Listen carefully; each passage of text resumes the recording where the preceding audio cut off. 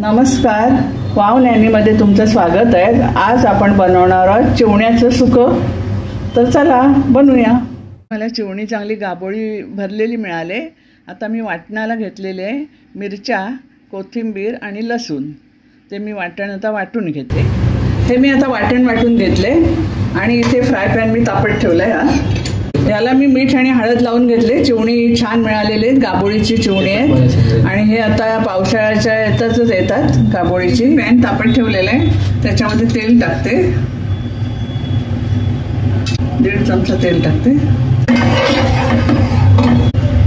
तेल तापलं, आता हे आपण आपलं वाटण टाकूया। वाटलेलं वाटण चांगलं परतून घेऊया।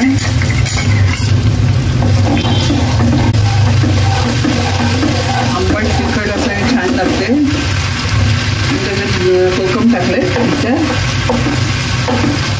त्याच्यामध्ये आपण हा लाल मसाला टाकूया। मिक्स मसाला आहे 2 चमचे।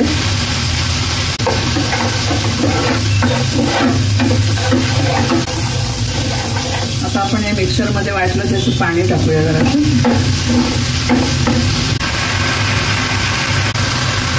थोडंसं पाणी टाकते मी आधी। आता आपला हा मसाला झालेला आहे तयार।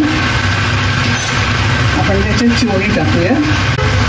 जरा पसरटच पॅन घ्यायचा, म्हणजे अशी लावता येतात आपल्याला अख्खी। गॅस पण जरा बारीक केलंय।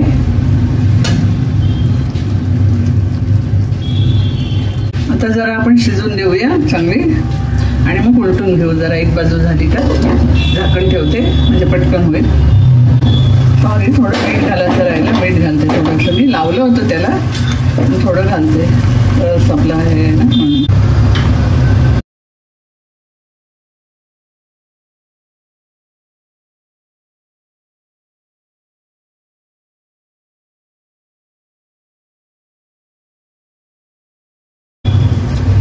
पाच मिनिटं झालीत आपली। आता मी उलटून घेते ती।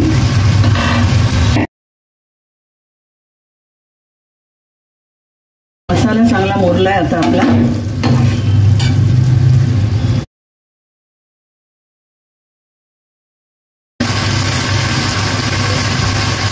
जरा 2-3 मिनिटं झाकण ठेवते मी।